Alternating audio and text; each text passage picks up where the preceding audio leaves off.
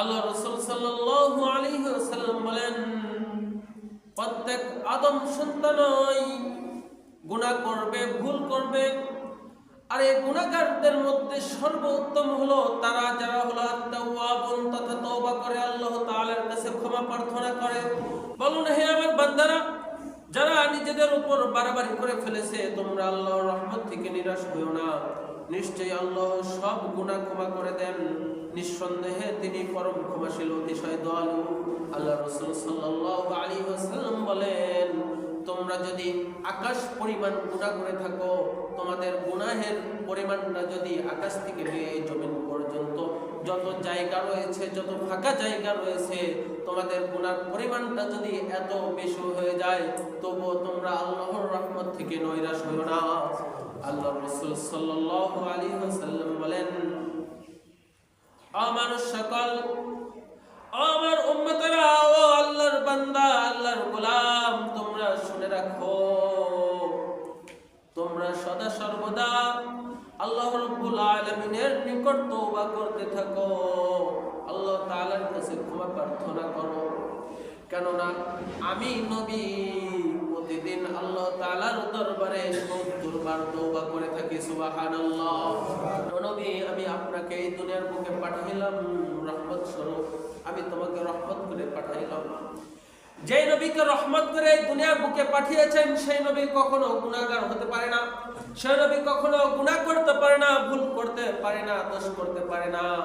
তা সত্ত্বেও যেই নবী প্রতিদিন ৭০ বার তাওবা করেছেন, তাহলে আমি আপনি আদনা থেকে আদনা মুসলমানদার, আমি আপনি আদনা থেকে আদনা মুসলমান হয়ে কিভাবে তওবা না করে থাকতে পারি? একটু ভেবে দেখেছেন?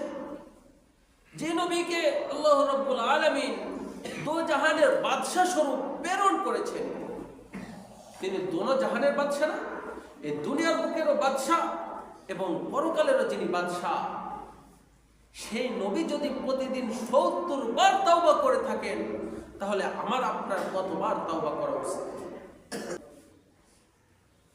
আল্লাহ রাব্বুল আলামিন মানুষকে সৃষ্টি করেছেন এবং তার উপর নিজের বিধানসমূহ মান্য করা অপরিহার্য করে দিয়েছেন। মানুষ যেহেতু অত্যন্ত দুর্বল সত্তা, তার উপর আবার মানুষের উপর সদা সর্বদা তার নফস এবং শয়তান, এই দুই শত্রু মানুষকে ধোঁকা দিতে থাকে, মানুষকে দুর্বল করতে থাকে, মানুষের উপর সদা সর্বদা চড়াও হয়ে রয়েছে। যার কারণে মানুষ আল্লাহ রাব্বুল আলামিনের সাথে অনেক সময় নাফরমানি করে বসে, মানুষ নিজের উপর অত্যাচার করে বসে। এই যে মানুষকে আল্লাহ রাব্বুল আলামিন সৃষ্টি করলেন যে তার বিধানসমূহ মান্য করা, তার বিধানসমূহ অনুযায়ী চলা, কিন্তু মানুষ নিজের নফস এবং শয়তানের ধোঁকায় পড়ে যে আল্লাহ রাব্বুল আলামিনের সঙ্গে নাফরমানি করল। এই নাফরমানি থেকে বেরিয়ে আসার জন্য, এই নাফরমানি থেকে বেঁচে থাকার জন্য, এই নাফরমানি করার কারণে নিজের উপর যে জুলুম করলো, এই জুলুম থেকে বাঁচার জন্য আল্লাহ রাব্বুল আলামিন ইস্তিগফার এবং ক্ষমা প্রার্থনার দরজা খুলে দিয়েছেন। সুবহানাল্লাহ। তাহলে আল্লাহ রাব্বুল আলামিন আমাকে আপনাকে সৃষ্টি করলেন তার ইবাদত করার জন্য, তার দাসত্ব করার জন্য, তার গোলামি করার জন্য। কিন্তু আমরা যখন নিজের নফস এবং শয়তানের ধোঁকায় পড়ে সেই মহান রবের সাথে নাফরমানি করে বসলাম, গাদ্দারি করে বসলাম, তারপরে আল্লাহ রাব্বুল আলামিন আমাদেরকে কত ভালোবাসেন, মহাব্বত করেন, ভালোবাসেন বিধায় তিনি আবার তওবার দরজা আমাদের জন্য খুলে দিয়েছেন। আমরা যেন ইস্তিগফার করতে পারি, তওবা করতে পারি, ক্ষমা প্রার্থনা করে আমরা যেন নিজেদেরকে সংশোধন করতে পারি। এই জন্য আল্লাহ রাব্বুল আলামিন আমাদের জন্য তওবা ও ইস্তিগফারের দরজা খুলে দিয়েছেন। প্রত্যেক মানুষ, এই পৃথিবীতে যত মানুষ রয়েছে, প্রত্যেক মানুষই গুনাহগার, প্রত্যেক মানুষ গুনাহের মধ্যে লিপ্ত, প্রত্যেক মানুষ গুনাহ করতেই থাকে, গুনাহ করে। তার সত্ত্বেও আল্লাহ রাব্বুল আলামিন মানুষকে কিন্তু আশরাফুল মাখলুকাত হিসেবে সৃষ্টি করেছেন।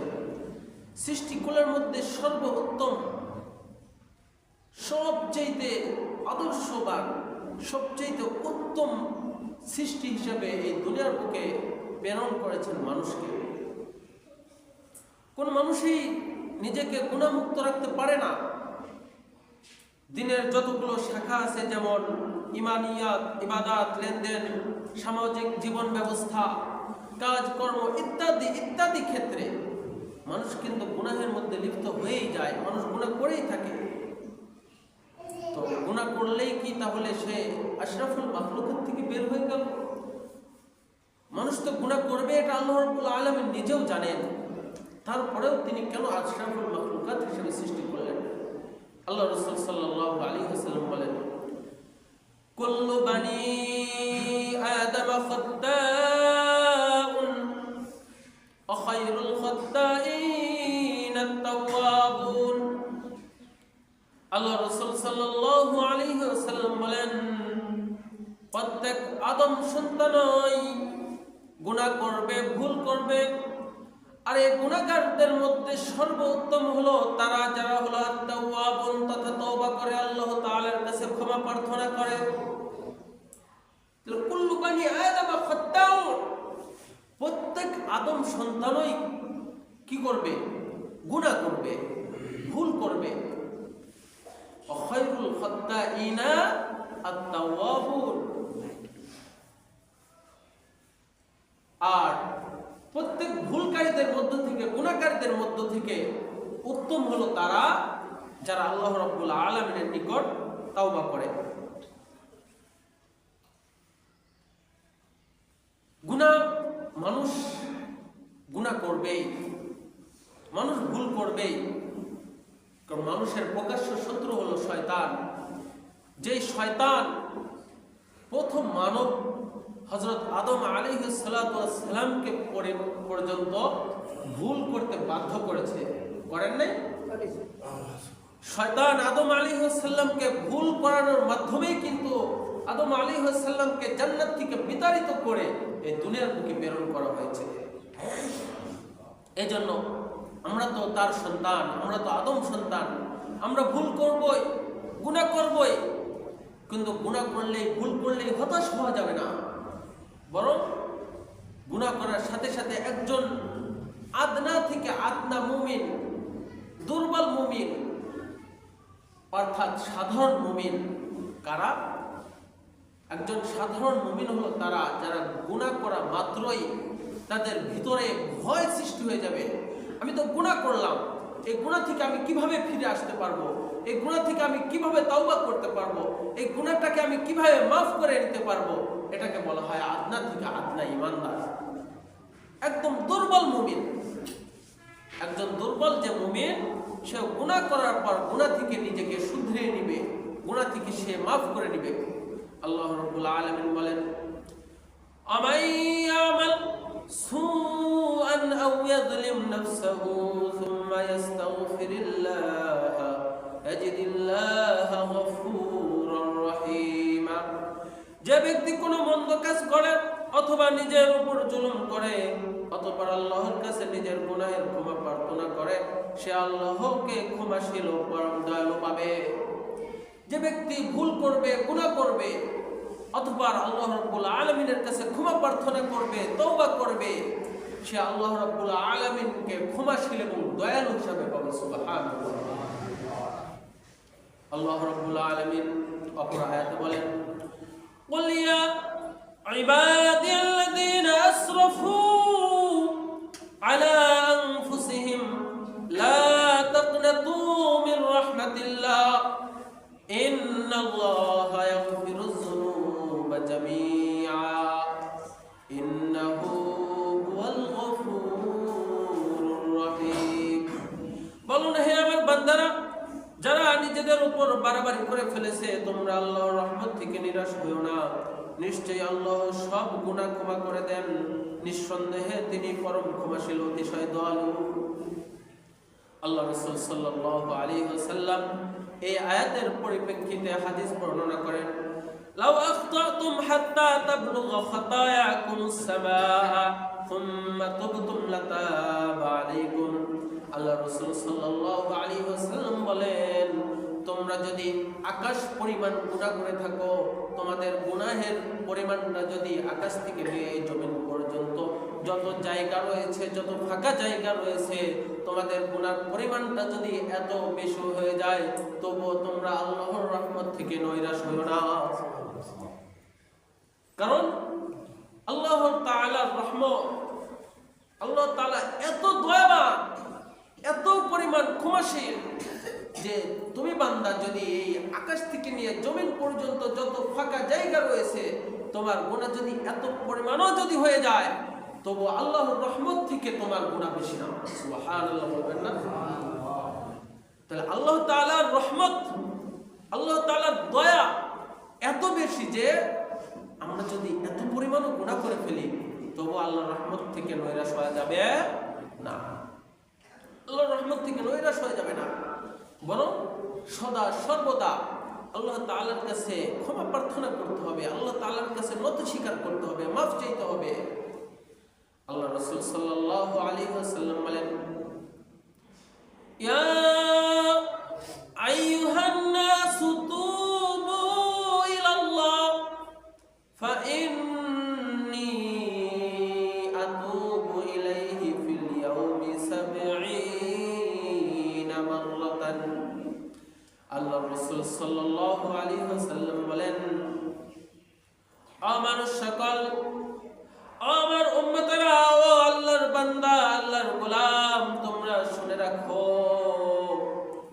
তোমরা সদা সর্বদা আল্লাহ রাব্বুল আলামিনের নিকট তওবা করতে থাকো, আল্লাহ তাআলার কাছে ক্ষমা প্রার্থনা করো। কেননা আমি নবী প্রতিদিন আল্লাহ তাআলার দরবারে ৭০ বার তওবা করে থাকি। সুবহানাল্লাহ। একটু ভেবে দেখুন মুসলমান ইমানদার, যেই নবীর জীবনে কোনো গুনাহ ছিল না, কোনো দোষ ছিল না, গুনাহ এবং দোষ তো দূর কি বাত হে, আল্লাহ রাসূল সাল্লাল্লাহু আলাইহি ওয়াসাল্লাম তিনি কখনো ভুলও করেন নাই। যে মহামানবকে আল্লাহ রাব্বুল আলামিন এই দুনিয়ার বুকে প্রেরণ করেছেন রহমত স্বরূপ, আল্লাহ রাব্বুল আলামিন পবিত্র কোরআনে বলেন, আমা আরসালনাকা ইল্লা রাহমাতাল লিল আলামিন। নবী, আমি আপনাকে এই দুনিয়ার বুকে পাঠাইলাম রহমত স্বরূপ, আমি তোমাকে রহমত করে পাঠাইলাম।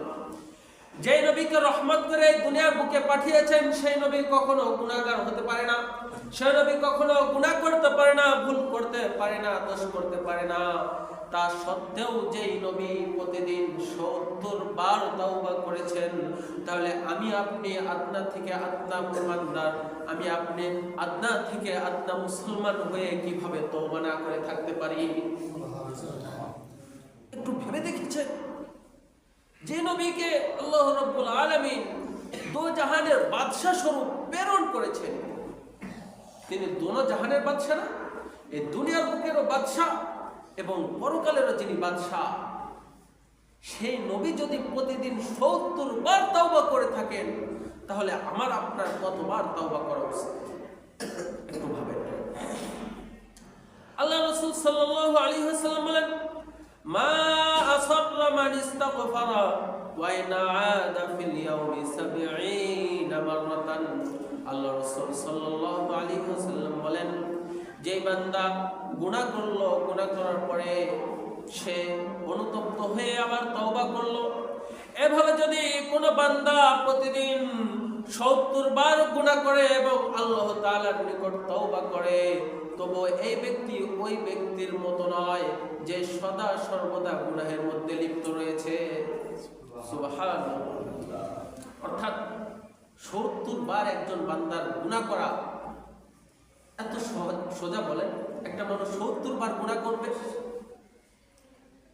কিন্তু আল্লাহ রাব্বুল আলামিন তারপরেও বলতেছেন যে কোন বান্দা যদি ৭০ বার গুনাহ করে এবং কি করে তওবা করে, সেই ব্যক্তি ওই ব্যক্তির মতো নয় যে গুনাহের মধ্যে লিপ্ত। অর্থাৎ যে ব্যক্তি সদা সর্বদা গুনাহের মধ্যে লিপ্ত, সে তো গুনাহগার। আর যে ব্যক্তি ৭০ বার গুনাহ করলো, সেও কেমন যেন গুনাহের মধ্যে লিপ্ত ব্যক্তির মতোই, কিন্তু তা সত্ত্বেও সে তওবা করার কারণে গুনাহে লিপ্ত ব্যক্তির মতো হবে না, আল্লাহ রাসূল সাল্লাল্লাহু আলাইহি ওয়াসাল্লাম মা আসররা মান ইস্তাগফারা ওয়া ইন আদা ফিল ইয়াউমি 70 মাররাতান।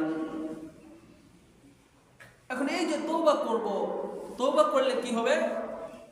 তওবা ইস্তিগফারের মাধ্যমে অন্তর পরিষ্কার হয়ে যায় এবং গুনাহ মুছে যায়। সুবহানাল্লাহ।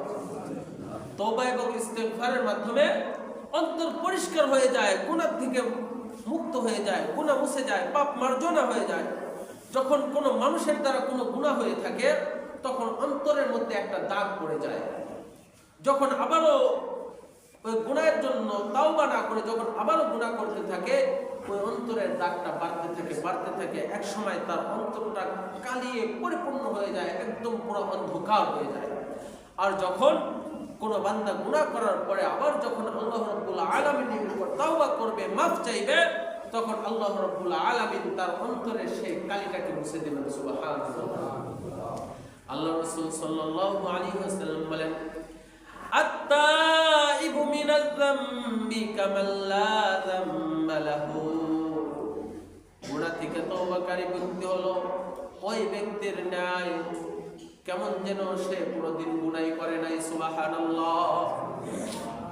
অর্থাৎ কোন বান্দা যদি গুনাহ করে, গুনাহ করার পর যদি তওবা করে, তাহলে সে ব্যক্তি কার মতো? যে ব্যক্তি কোনদিন গুনাহ করে নাই ওই ব্যক্তির মতো। সুবহানাল্লাহ বলবেন না? এজন্য প্রিয় ভাইরা আমার, আমরা আদম সন্তান, মানব জাতি বলতে আউয়ালুন নাস আউয়ালুন নিসিয়ান, যে প্রথম মানব যিনি ভুল করেছেন তিনি। যে মানব জাতি হিসাবে, মানুষ হিসাবে আমরা ভুল করতেই পারি, গুনাহ করতেই পারি, কিন্তু গুনাহ করে যদি আমরা তাওবা না করে যদি আমরা থেকে যাই, তাহলে আমাদের ওই গুনাহের কালিটা আমাদের অন্তরের মধ্যে বাসা বেঁধে নেয়, আমাদের অন্তরকে একদম অন্ধকার করে ফেলে। আর যদি গুনাহ করার পর কোনো ব্যক্তি যদি আল্লাহ রাব্বুল আলামিনের কাছে তওবা করে, আত-তাইবু মিনাজ যামবি কামান লা যামবা লাহু, যে তওবা, গুনাহ থেকে তওবাকারী ব্যক্তি কেমন যেন ওই ব্যক্তি গুনাহই করে না। আল্লাহ রাসূল সাল্লাল্লাহু আলাইহি ওয়াসাল্লাম তিরমিজি শরীফের হাদিসে বলেন, ইন্নাল আবদা ইযা আখতা খাতিয়াতান নুকিতাত ফি কলবিহি নুকতাতুন সাওদা ফাইযা হুয়া নাযা ওয়াস্তাগফারা ওয়া তাবা সুবিলা কলবুহু ওয়া ইন আদা জিদা ফিহা হাত্তা তা'আলুয়া কলবুহু। এই কথাটা বললাম। এখন কথা হলো যে গুনাহ করবে, আবার ক্ষমা প্রার্থনা করবে, ইস্তেগফার করবে, তাহলে কি কোনো লাভ আছে?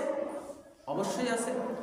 আমরা যদি তওবা ইস্তেগফার করি, তাহলে সকল মুসলমানের জন্য ইস্তেগফার করা অত্যন্ত মহৎ একটি নেক কাজ।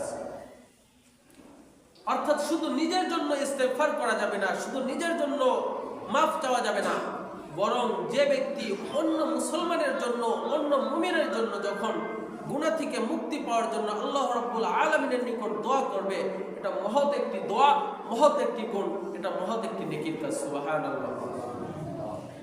আল্লাহ রাসূল সাল্লাল্লাহু আলাইহি ওয়াসাল্লাম বলেন, মান ইস্তাগফারা লিল মুমিনিনা ওয়াল মুমিনাতি কাতাবাল্লাহু লাহু বিকুল্লি মুমিনিন ওয়া মুমিনাতিন হাসানাতান। আল্লাহ রাসূল সাল্লাল্লাহু আলাইহি ওয়াসাল্লাম বলেন, যে বান্দা কোন মুমিন পুরুষ এবং মুমিন নারীর জন্য ইস্তেগফার করলো, ক্ষমা প্রার্থনা করলো, দোয়া করলো, তাহলে ওই বান্দা প্রত্যেক মুমিন এবং মুমিনাতের বিনিময় এক একটি করে নেকি লাভ করবে। সুবহানাল্লাহ। একটু ভেবে দেখেন, এই পৃথিবীতে হাজার হাজার ইমানদার, হাজার হাজার মুসলমান আছে না? হাজার হাজার কি কোটি কোটি মুসলমান এই পৃথিবীতে বসবাস করে। আমরা যদি নামাজের পর যদি এই কোটি কোটি মুসলমানদের জন্য যদি একবার দোয়া করি, আল্লাহ তুমি এই পৃথিবীতে যত মুসলমান আছে, যত মুমিন আছে, তুমি সকলকে তুমি মাফ করে দাও, এই কথা বলার সঙ্গে সঙ্গে এই পৃথিবীতে যতগুলো মুমিন মুমিনাত আছে প্রত্যেকের বিনিময়ে আল্লাহ রাব্বুল আলামিন আমার আপনার জন্য এক একটি করে নেকি লিপিবদ্ধ করে দিলেন। সুবহানাল্লাহ।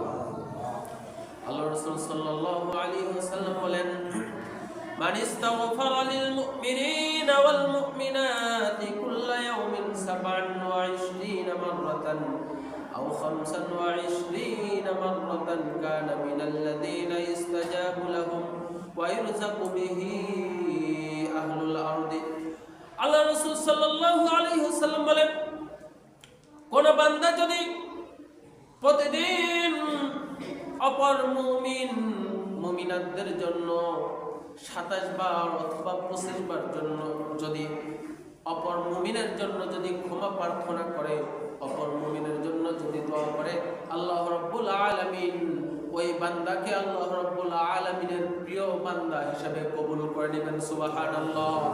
শুধু তাই নয়, তুমি যে অপর মুমিনের জন্য ক্ষমা প্রার্থনার দোয়া করলা, তুমি যে অপর মুমিনের জন্য ইস্তেগফার করলা, এর দ্বারা আল্লাহ রাব্বুল আলামিন তোমার রিজিকের মধ্যে বরকত দিয়ে দিবেন। সুবহানাল্লাহ। একটা কথা, সেটা অনেকে বলে যে হুজুরদের বেতন কম হলেও তাদের টাকায় বরকত হয়। আপনারাই বলেন না? আসলে মনে হয় সত্য। তাছাড়া দেখবেন একটা ইমাম সাহেবের 14-15 হাজার টাকা বেতন, তারপরেও দেখা যায় যে আলহামদুলিল্লাহ সে আরো 5 জন মানুষের তুলনায় খুব ভালো চলে। হয়তো এই যা আল্লাহ রাসূলের এই হাদিসের আমলের মাধ্যমে, ঠিক না? কারণ একজন ইমাম সাহেব যখনই আল্লাহ রাব্বুল আলামিনের নিকট দোয়া করে, রব্বানা যালামনা আনফুসানা ওয়া ইল্লাম তাগফির লানা ওয়া তারহামনা লানাকুনান্না মিনাল খাসিরিন, প্রত্যেক নামাজের পর একজন ইমাম সাহেব শুধু নিজের জন্য নয়, বরং এই পৃথিবীতে যত মুমিন মুমিনাত আছে প্রত্যেক মুমিন মুমিনাতের জন্য দোয়া করেন। কথা বলুন ঠিক কিনা? এই যে ইমাম সাহেবেরা যে প্রত্যেক দিন মুমিন মুমিনাতদের জন্য দোয়া করতেছেন, এই দোয়ার বদলতে আল্লাহ রাব্বুল আলামিন হয়তোবা এই ইমামের জন্য রিজিকের ফয়সালা করে দিতেছেন। এজন্য প্রিয় হাজিরিন, আমরাও যদি আল্লাহ রাসূল সাল্লাল্লাহু আলাইহি ওয়াসাল্লামের এই হাদিসটা যদি অনুসরণ করতে পারি, মানিস্তাগফারা লিল মুমিনিনা ওয়াল মুমিনাতি, যদি আমরাও যদি প্রত্যেক মুমিন এবং মুমিনাতের জন্য প্রতিদিন যদি 25 বার 27 বার যদি দোয়া করতে পারি, ক্ষমা প্রার্থনা করতে পারি, আল্লাহ রাব্বুল আলামিন তার প্রিয় বান্দা হিসাবে আমাকে আপনাকে কবুল করবেন তো করবেন, সাথে সাথে আল্লাহ রাব্বুল আলামিন আমাদের রিজিকের ফয়সালা করে দিবেন, আমাদের রিজিকের মধ্যে বারাকা দিয়ে দিবেন। সুবহানাল্লাহ। প্রিয় হাজিরিন, তাওবার মাধ্যমে বড় বড় গুনাহসমূহ মাফ হয়ে যায়। ছোট গুনাহ তো এমনি মাফ হয়ে যায়, ছোট গুনাহ তো মাফ হয়ে যায়। শুধু তাই নয়, এই তাওবার মাধ্যমে বড় বড় গুনাহ, এমনকি শিরকের মতো যে গুনাহ রয়েছে, এই গুনাহগুলো আল্লাহ রাব্বুল আলামিন মাফ করে দেন। সুবহানাল্লাহ। শিরক, কুফর, এটা এমন পর্যায়ের গুনাহ যে গুনাহটা তওবা ইস্তেগফার না করা পর্যন্ত ক্ষমা হয়ে যায় না। আল্লাহ রাব্বুল আলামিন বলেন, আল্লাহ রাসূলের সাহাবী সাওবান রাদিয়াল্লাহু তাআলা আনহু তিনি বলেন যে আমি রাসূলুল্লাহ সাল্লাল্লাহু আলাইহি ওয়াসাল্লামকে বলতে শুনেছি, যখন আল্লাহ রাব্বুল আলামিন এই আয়াত অবতীর্ণ করে, কুল ইয়া ইবাদিয়াল্লাযীনা আসরাফু আলা আনফুসিহিম লা তাকনাতু মির রাহমাতিল্লাহ ইন্নাল্লাহা ইয়াগফিরুয যুনুবা জামিআ ইন্নাহু হুয়াল গফুরুর রহিম। যখন আল্লাহ রাসূল সাল্লাল্লাহু আলাইহি ওয়াসাল্লামের উপর এই গুনাহ, এই আয়াতটা যখন অবতীর্ণ হয়, তখন আমি জিজ্ঞাসা করলাম, ইয়া রাসূলুল্লাহ, লাউ আশরাকু, যদি কেউ শিরিক করে, এই শিরিকের গুনাহ কি মাফ হয়ে যাবে? তখন আল্লাহ রাসূল সাল্লাল্লাহু আলাইহি ওয়াসাল্লাম কিছু সময় চুপ থাকলেন, কারণ সেই কথা বলার ইখতিয়ার তার ছিল না। যখন কিছু সময় চুপ থাকলেন, আল্লাহ রাব্বুল আলামিন তার হাবিবের প্রতি ওহী নাযিল করলেন, ইয়া রাসূলুল্লাহ, হে আমার হাবিব, হে আমার বন্ধু, তুমি বলে দাও, কেউ যদি শিরকও করে থাকে, শিরক করার পর যদি আমার রহমত থেকে নৈরাশ না হয়ে যদি আমার নিকট দোয়া করে, আমার নিকট যদি তওবা করে, আমার নিকট যদি ইস্তেগফার করে, আমি প্রভু ওই বান্দার শিরকের মতো জঘন্যতম গুনাহকে মাফ করে দেব। সুবহানাল্লাহ। এজন্য মুআজ্জাজ হাজিরিন, সম্মানিত মুসলিম কেরাম, আমার ভাইরা, আমরা গুনাহ করেই থাকি, কিন্তু গুনাহ করলে গুনাহ অবস্থায় যদি আমরা যদি ছেড়ে দেই, আল্লাহ না করুক যদি আমরা যদি সেই দিন মৃত্যুবরণ করি, আমাদের কি অবস্থাই না হবে। আর যদি আমরা যদি সেই দিন যদি আমরা যদি গুনাহ থেকে মুক্তি চাই, আমরা যদি ইস্তেগফার করি, আল্লাহ রাব্বুল আলামিন আমাদেরকে শিরকের মতো জঘন্যতম গুনাহ থেকে আল্লাহ রাব্বুল আলামিন আমাদেরকে মাফ করে দিবেন। এখন প্রশ্ন হলো যে হুজুর, আমরা কি তাহলে শুধু গুনাহ করব আর মাফ চাবো, গুনাহ করব আর মাফ চাবো, আর আল্লাহ তাআলা মাফ করবে, তওবা করব আর তওবা কবুল হয়ে যাবে, বিষয়টা কি এমন? না। তওবা কবুল হওয়ার জন্য 4টি শর্ত রয়েছে। কয়টি শর্ত? তওবা কবুল হওয়ার জন্য 4টি শর্ত রয়েছে। 1 নম্বর শর্ত, প্রথমত যে গুনাহে লিপ্ত রয়েছে তার সঙ্গে সঙ্গে পরিত্যাগ করা। 1 নম্বর তওবা কবুল হওয়ার জন্য শর্ত হলো ওই বান্দা যে গুনাহের মধ্যে লিপ্ত রয়েছে সেই গুনাহটাকে সঙ্গে সঙ্গে পরিত্যাগ করা, সঙ্গে সঙ্গে ছেড়ে দেওয়া। 2 নম্বর, আল্লাহ রাব্বুল আলামিন পবিত্র কোরআনে বলেন, ইয়া আইয়ুহাল্লাযীনা আমানু তুবু ইলাল্লাহি তাওবাতান নাসুহা, ও আমার ঈমানদাররা তোমরা একনিষ্ঠভাবে আল্লাহ রাব্বুল আলামিনের নিকট তওবা করো। 2 নম্বর তওবা কবুল হওয়ার জন্য শর্ত হলো সংগঠিত গুনাহের জন্য অন্তর থেকে অনুতপ্ত হওয়া। 3 নম্বর শর্ত হলো ভবিষ্যতে যেন ওই গুনাহ না করবে এই বিষয়ে অন্তরে অন্তরে দৃঢ় সংকল্প করা এবং ইচ্ছা করা। আর 4 নম্বর শর্ত হলো সঙ্গে সঙ্গে মুখে উচ্চারণ করে আল্লাহ তাআলার নিকট দোয়া করা, আল্লাহ তাআলার নিকট ইস্তেগফার করা। এই 4টি শর্ত যখন কবুল হবে, এই 4টি শর্ত যদি কোনো মানুষের মধ্যে পাওয়া যায়, তখন বুঝতে হবে ওই মানুষের তাওবা কবুল হয়েছে। আর এই 4টা শর্ত যদি না পাওয়া যায়, তাহলে বুঝতে হবে তাওবা কবুল হয় না। আমি পরকীয়ার মধ্যে লিপ্ত, আমি পরকীয়া চালিয়ে যাচ্ছি, আমি অপর মহিলার সাথে, বেগানা মহিলার সাথে আমি ফোনে কথা বলতেই আছি, দেখা সাক্ষাৎ করতেই আছি, আর আমি দেখা সাক্ষাৎ করে আসলাম, আমি তার সাথে রাত কাটিয়ে আসলাম, আসার পরে আমি মাফ চাইতেছি, আবার সকালবেলা তারে আমি ফোন করতেছি। এরকম তওবার দাম আছে? কোনো দাম নাই। তাহলে এই যে তওবা যে আমি করব, আমি যে ফজরের পর তওবা করব, তওবা করার পর আমি আবার ফজরের নামাজ পড়ে তাকে ফোন দেয়া, হলো তুমি কেমন আছো? যদি আমরা যদি এরকম ভাবে তওবা করি, তাহলে 1 নম্বর শর্ত যে ওই গুনাহ থেকে সঙ্গে সঙ্গে কি করা? ফিরে আসা। আমি যদি গুনাহ থেকে সঙ্গে সঙ্গে ফিরে যদি না আসতে পারি, তাহলে আমার তওবা কবুল হবে না।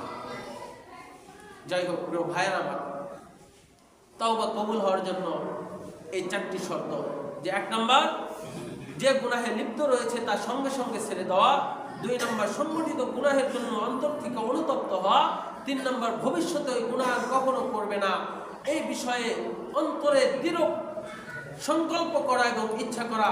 আর 4 নম্বর হলো মুখে আল্লাহ রাব্বুল আলামিনের নিকট ইস্তেগফার করা। ইস্তেগফার করা, আল্লাহ তাআলার নিকট গুনাহ থেকে মুক্তি চাওয়া, গুনাহ থেকে মাফ চাওয়া।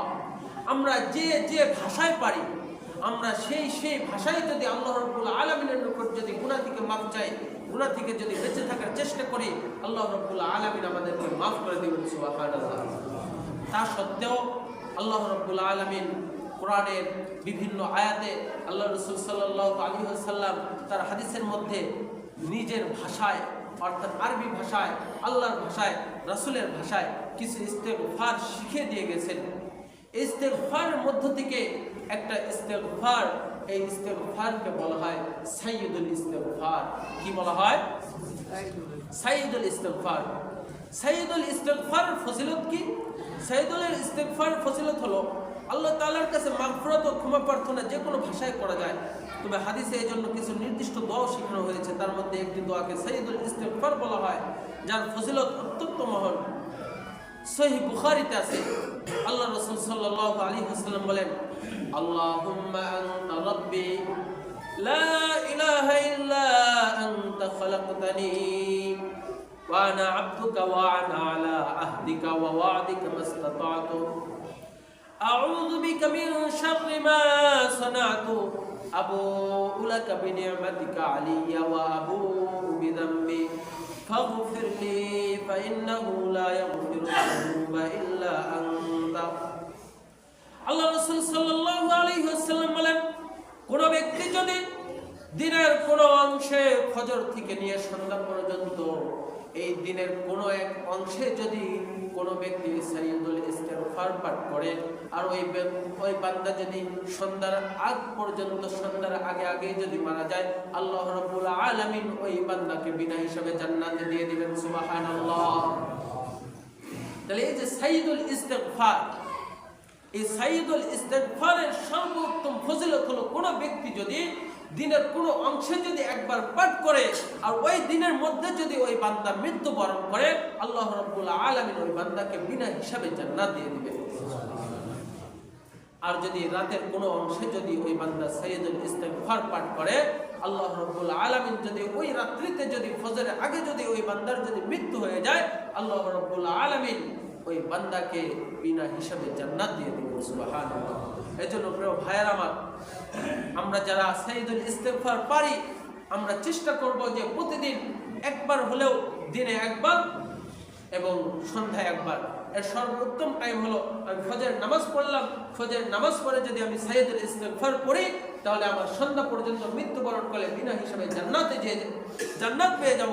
আবার আমি মাগরিবের নামাজ পড়লাম, আমার মেয়াদ শেষ, কারণ সন্ধ্যার আজান দিয়ে দিছে, আমার সকালবেলার ইস্তিগফারের মেয়াদ কি হয়ে গেল, সাইয়্যিদুল ইস্তিগফারের মেয়াদ শেষ।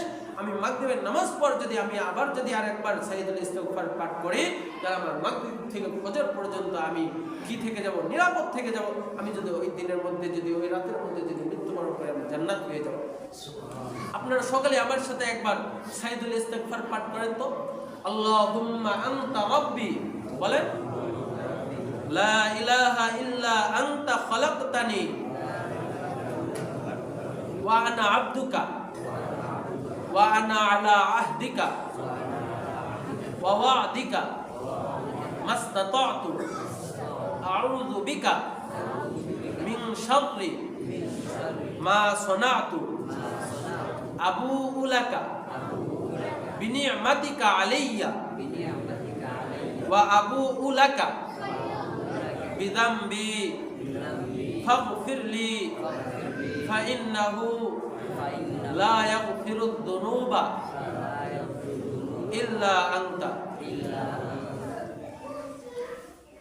এই যে আমরা যে একবার সাইয়্যিদুল ইস্তিগফার পাঠ করে নিলাম, আল্লাহ রাব্বুল আলামিন যদি আমাদেরকে এখন থেকে নিয়ে সন্ধ্যার আগ পর্যন্ত মৃত্যু দিয়ে দেন, আমি আপনার বিনা হিসাবে জান্নাতে। সুবহানাল্লাহ।